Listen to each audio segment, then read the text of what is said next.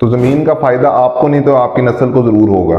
Agent और dealership में फ़र्क होता है। रियल स्टेट से बेहतर इस वक्त कोई और इन्वेस्टमेंट अपॉर्चुनिटी नहीं है और ना रही है। जो real estate is just like a puzzle game.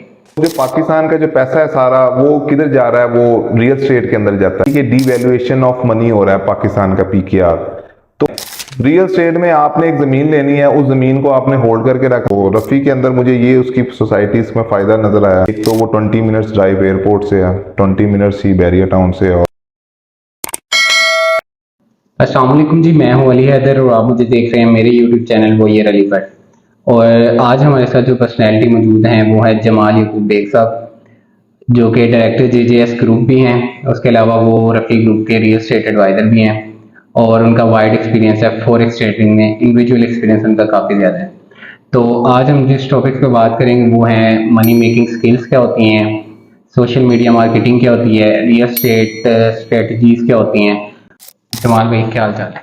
अल्हम्दुलिल्लाह, आप कैसे? ठीक है। कर क्या मसरूफियत है? बस आजकल बहुत बिजी। जेजेएस ग्रुप जो है वो कंपनी रजिस्टर हमारी की अंडर लॉ ऑफ पाकिस्तान। तो हमारा, क्योंकि बाय प्रोफेशन मैं सिविल इंजीनियर हूँ, तो जेजेएस मैंने इसी जहनीत के साथ बनाई थी कि हम अपना कंस्ट्रक्शन का काम लाहौर के अंदर सर्विसेज प्रोवाइड करेंगे और माशाल्लाह से हम कर भी रहे हैं। डीएचए लाहौर फेज़ 6 के अंदर हमारा ऑफिस है। और उसके अलावा हम, जैसा कि आपने बताया है कि हम रफ़ी ग्रुप के जो हैं वो सेल पार्टनर भी हैं, तो उसके बारे में भी हम बात करेंगे आगे, जैसे जैसे आप मेरे से सवाल पूछेंगे। सबसे पहले अगर हम बात करें रियल स्टेट की, तो आज के टाइम पे अगर रियल स्टेट में हम कैसे पता चलेगा हम लोगों के कौन सी सोसाइटी में इन्वेस्ट करना चाहिए? ये मैं इन्वेस्टमेंट के पर्पज से पूछ रहा हूँ, ना कि घर लेने या रेजिडेंशियल पर्पज के लिए नहीं पूछ रहा, इन्वेस्टमेंट के पर्पज से पूछ रहा हूँ कि कैसे पता चलेगा कि कौन सी सोसाइटी उसकी ऑथेंटिक है और वो लायबल है। अच्छा हैदर भाई, बात ये है कि ऑथेंटिसिटी जो है वो सोसाइटी की, आजकल जो कि हमारे लॉज जो हैं वो स्ट्रिक्ट हो गए हैं एलडीए के। वो पुरानी बातें चली गई हैं अब कि जी एक फाइल जो थी वो 10-10 बंदों के नाम होती थी। अब वो इशू नहीं है। और आजकल क्योंकि सोशल मीडिया का दौर है, आपने जैसे बताया, तो आजकल जो भी डेवलपर आता है, बिल्डर आता है, उसको अपनी नाम, अपनी रेपुटेशन की ज़्यादा फिक्र होती है बनस्बत के किसी को धोखा देने की। नो डाउट कुछ लोगों को मसाइल आते हैं, लेकिन वो भी उनकी नीयत नहीं होती सोसाइटीज़ की उनको मसला देने की। उनकी कोई मिसमैनेजमेंट मैं कहूँगा, जिसकी वजह से कि कुछ फाइल्स जो होती हैं वो मार्केट में फ्लोट हो जाती हैं, लेकिन ज़मीनें उनसे प्रोक्योर नहीं की जाती हैं। तो मेन इशू आता है प्रोक्योरमेंट का। अब आपको पता है पाकिस्तान में प्रोक्योरमेंट अगर किसी ज़मीन करनी है आपने, तो बहुत से मसले होते हैं। आगे जो सेलर होता है वो सेल नहीं कर रहा होता, गवर्नमेंट का स्टे होता है, कोई सरकारी ज़मीन आ जाती है जिसकी वजह से डिले हो जाता है। लेकिन ऐसा नहीं हो सकता कि आपको प्लॉट ना मिले। नहीं सॉरी, मैं आपको इंटरप्ट कर रहा हूँ। आजकल होता ही है कि अब जिसके पास थोड़ी ज़मीन है, ये तो चलो जो रजिस्टर्ड या एलडीए से अप्रूव्ड सोसाइटी है उनकी बात होती है। आज के पास इंडिविजुअल भी जिसके पास थोड़ी ज़मीन है वो उसको काटता है और सोसाइटी बना के भेज देता है। या फिर ऐसा होता है कि सोसाइटीज फाइल एक ही प्लॉट की 10-10 फाइल आगे भेज देती हैं और ऑन ग्राउंड वो फाइल्स प्लॉट एग्जिस्ट ही नहीं कर रहे होते। तो तो वो मैंने आपको बताया ना कि वो इंटेंशनली कोई नहीं करता, वो उनकी मिसमैनेजमेंट होती है प्रोक्योरमेंट की। फॉर एग्जांपल अब मैं आपको समझाता हूँ कि अब एक सोसाइटी है वो 2 कनाल के ऊपर अगर बन रही है, 2 कनाल तो छोटा हो जाएगा, 1000 कनाल कह देते हैं। अब 1000 कनाल की एक सोसाइटी है वो डेवलप हो रही है। अब जब वो डेवलप हो रही है तो उसके जब मार्केट की तरफ से अच्छा रिस्पॉन्स आता है, तो उनके जो डेवलपर्स होते हैं वो ये प्लान करते हैं कि why not increase the amount of file in the market. Meanwhile sale purchase होती रहेगी तो हम और प्रोक्योर कर लेंगे ज़मीन। लेकिन जब वो प्रोक्योरमेंट की तरफ जाते हैं तो उनको काफ़ी हर्डल्स का सामना आता है। कोई लीगल हर्डल्स आ जाती हैं, कुछ सेलर्स की तरफ से हर्डल आ जाती हैं, कोई सुप्रीम कोर्ट का स्टे होता है, कि किसी का स्टे होता है, तो स्टे की वजह से डिले हो जाता है। लेकिन मैंने नहीं देखा आज तक कि, हाँ इतना ज़रूर देखा जैसे कि हमारा महकमे भी हैं एंटी करप्शन के, वो भी बीच में इंटरवीन करते हैं। तो अब वो लाहौर तक, जहाँ तक मेरी रिसर्च और वर्किंग है, लाहौर की बाउंड्री में इस तरह की कोई मैंने इस वक्त मिसाल नहीं देखी कि अगर किसी ने फाइल ली है तो वो एक फाइल जो है वो आगे 10-10 बंदों तक गई हुई है। क्योंकि अब बाकायदा एक पिक्चर्स होती है, आईडी कार्ड के फोटोकॉपी लगती है, आपका डाटा अपलोड होता है, आपकी इंस्टॉलमेंट जो भी आप पे करते हैं वो सारा डाटा साथ साथ क्लोज होता रहता है। हाँ, ये ज़रूर आजकल इशू आ रहा है कि लोगों को जो फाइल्स जिन्होंने जिस अमाउंट में फाइल्स ली हैं वो फाइल्स के रेट नेगेटिव में चले गए हैं, तो उससे ज़रा डीमोटिवेशन हुई है बायर को कि यार ये नेगेटिव में क्यों गए हैं।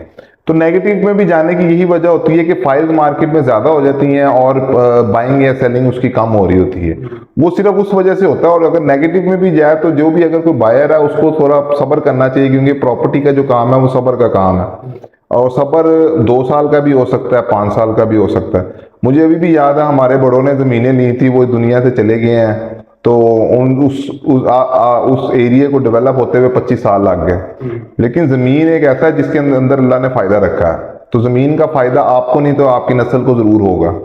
ये एक पॉजिटिव चीज़ है इसकी। अच्छा जमाल भाई, अगर हम जो रियल एस्टेट है उसको एक क्योंकि जो हमारी जनरेशन है वो देखती है कि यार जो एक रियल एस्टेट का एजेंट है या जो रियल एस्टेट का डायरेक्टर है या जो किसी सोसाइटी के साथ एजेंट है, वो उसकी लाइफ जो है वो कहाँ से शुरू करता है, एकदम उसके पास पैसे आ जाते हैं, उसके पास गाड़ी आ जाती है। एज इंस्पायरेशन भी लोग इसे लेते हैं कि इनसे इंस्पायर होकर यार इसमें काफ़ी पैसा है तो हम ये काम क्यों ना करें, क्योंकि आपको पता है जो रियल एस्टेट वाले होते हैं उनके पास गाड़ी भी होती है, घर होता है, अच्छा उनका लाइफस्टाइल होता है, तो उनके पास जो शशका होता है, क्या इतना मार्जिन होता है रियल एस्टेट के एजेंट के पास कि वो अपना ये लाइफस्टाइल मेंटेन कर सके? अच्छा, ज़रा एजेंट, मैं आपको एक चीज़ बताऊं, एजेंट और डीलरशिप में फ़र्क होता है। एजेंट की लाइफ इतनी नहीं होती, लेकिन हाँ जो डीलरशिप होती है, जो सेल्स पार्टनर होते हैं, वो उनकी लाइफ ज़रा अच्छी होती है। उसका जवाब भी मैं लोगों से पूछूंगा, क्योंकि ये लोग ही हैं जो हमारे पाकिस्तान के अवाम है, वही बिल्डर्स को डेवलप करते हैं, ठीक है। और इसका जवाब तो अगर जो हमारे व्यूअर्स हैं जो देख रहे हैं अगर वो दे दें तो वो बेहतर हो रहेगा, कि उनको पता है कि जहाँ पे अब पाकिस्तान के अंदर रिसर्च एंड डेवलपमेंट का तो काम हो नहीं रहा, ना स्टडी कुछ हो रही है, ना कोई इन्वेंशन हो रही है, तो जो पाकिस्तान का जो पैसा है सारा वो किधर जा रहा है, वो रियल स्टेट के अंदर जाता है। जितने भी इन्वेस्टर हैं वो रियल स्टेट के अंदर जाते हैं, पैसे इन्वेस्ट करते हैं। एक बड़ी वजह ये भी है पाकिस्तान में रियल स्टेट में इन्वेस्ट करने की कि डीवैल्यूएशन ऑफ मनी हो रहा है पाकिस्तान का, पीकेआर। तो अगर आप अक्सर हमारे जो इन्वेस्टर हैं वो ये सोचते हैं कि यार, फॉर एग्जांपल मैं एक छोटी सी मिसाल देता हूँ, दो दिन पहले मैं एक फैक्ट्री के ऑनर थे, उनके साथ मैं बैठा था, तो उन्होंने ये बात की कि यार हमने परचेज किया मटेरियल इतने में, जब हम दोबारा ऑर्डर लेने गए तो वो मटेरियल का रेट ज़्यादा हो गया, हमारे मार्केट में पैसे थे, हम कुछ चीज़ बाय नहीं कर सके। तो जो कि बाकी बिजनेस होते हैं उसके अंदर बड़ी फ्रीक्वेंट बाइंग सेलिंग हो रही होती है, प्रोडक्शन हो रही होती है, मटेरियल की छोटी छोटी चीज़ें होती हैं, लेकिन रियल स्टेट में ऐसा नहीं है। रियल स्टेट में आपने एक ज़मीन लेनी है, उस ज़मीन को आपने होल्ड करके रखना है, उसमें आपने इन्वेस्टमेंट देनी है। अब जब आपने उसकी इंस्टॉलमेंट देनी है, जब आप उसकी इंस्टॉलमेंट देते हो तो वो एक फिक्स इंस्टॉलमेंट होती है, उसके अंदर वेरिएशन नहीं आती, जिसकी वजह से जो बायर होता है उसको ज़रा इजीनेस फील होती है कि यार ठीक है, मैंने हर महीने जो है 15,000 या 20,000 या 45,000 इंस्टॉलमेंट देनी, और ये फिक्स अमाउंट है। मुझसे ये नहीं कहेगा जो मेरा वो डेवलपर है कि यार आपने इस साल 45,000 दी थी, अगले साल आप 50,000 देंगे।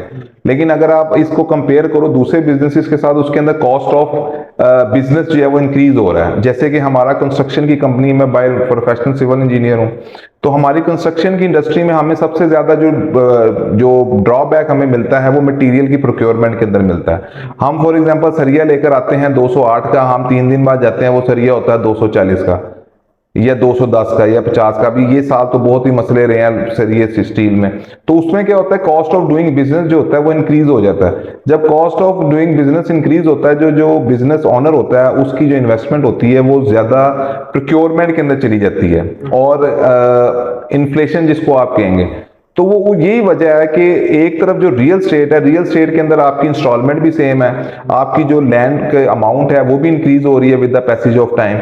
और उस दूसरी हैंड पे अगर दूसरी तरफ देखें, चाहे अगर आप परचून की दुकान भी यूज कर रहे हैं, परचून की दुकान में भी बहुत ही इन्फ्लेशन का इफेक्ट पड़ता है, जिससे कॉस्ट ऑफ डूइंग बिजनेस वो आप बात कर रहे हैं कि जी रियल स्टेट वाले के पास गाड़ी होती है, दूसरे के पास वो गाड़ी नहीं होती।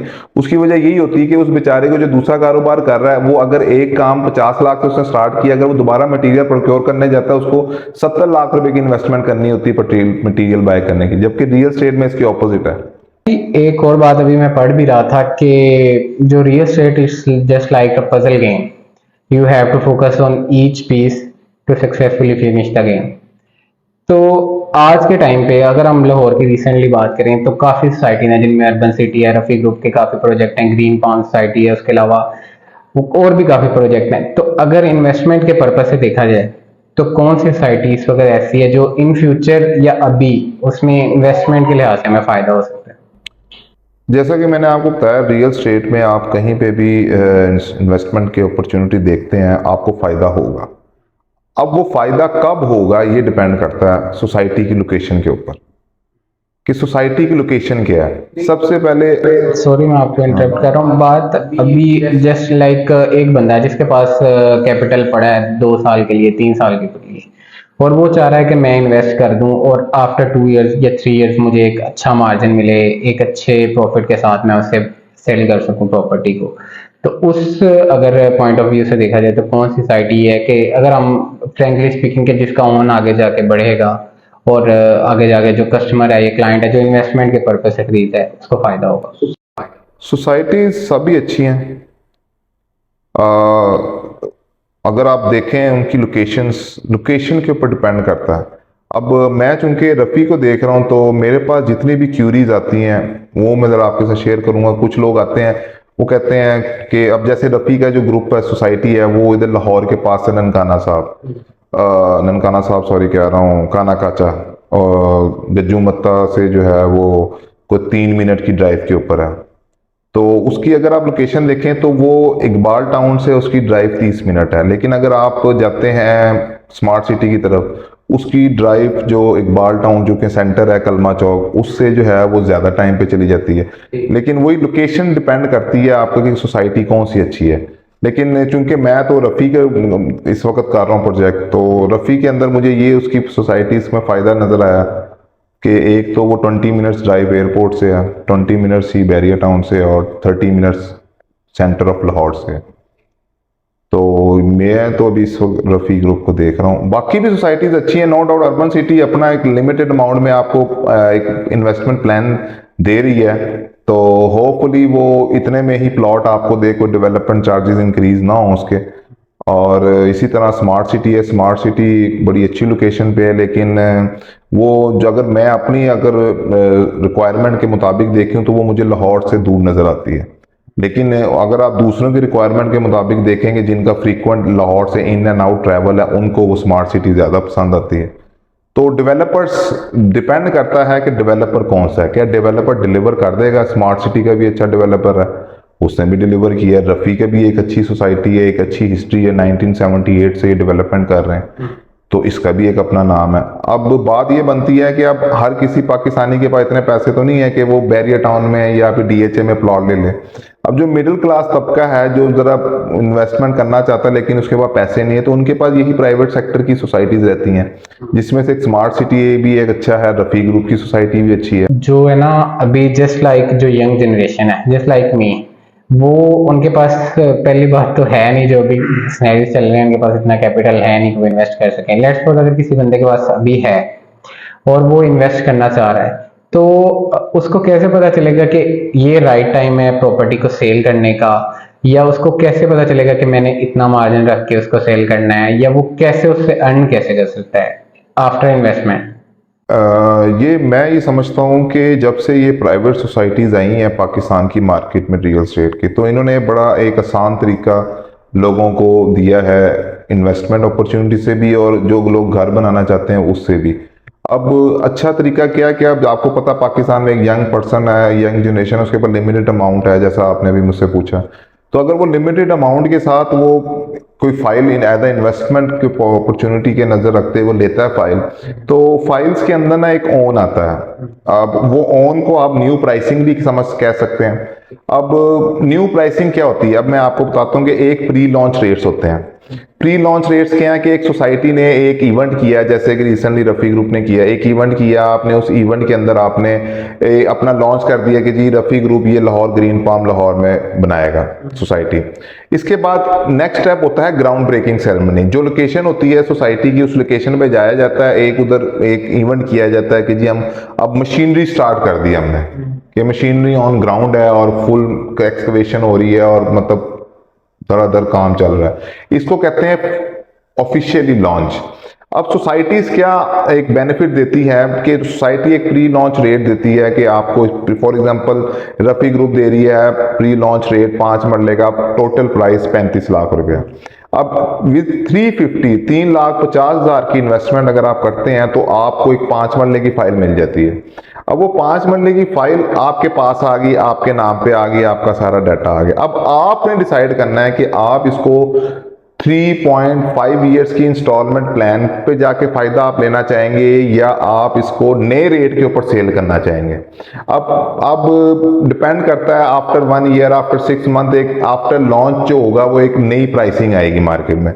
तो कुछ लोग होते हैं जिसको हम कहते हैं डे ट्रेडर, ये फॉरेक्स की एक वो है। डे ट्रेडर किसे कहते हैं कि वो लिमिटेड अमाउंट के टाइम के लिए वो अपना पैसा इन्वेस्ट करता है और एक limited amount of money profit की लेके चला जाता है। दूसरा होता है एक long term trader. Long term trader क्या कहते हैं कि एक बंदा आया, उसने एक फाइल खरीदी, फाइल को वो पूरे 3.5 साल तक चलता रहा, उसने डेवलपमेंट की। डेवलपमेंट के बाद जो उसकी फाइल 35 लाख की है वो आफ्टर 3.5 ईयर्स वो हो जाती है अगर 50 लाख की, 55 लाख की, तो 3.5 साल में भी वो 25 लाख का प्रॉफिट लेके निकल गया।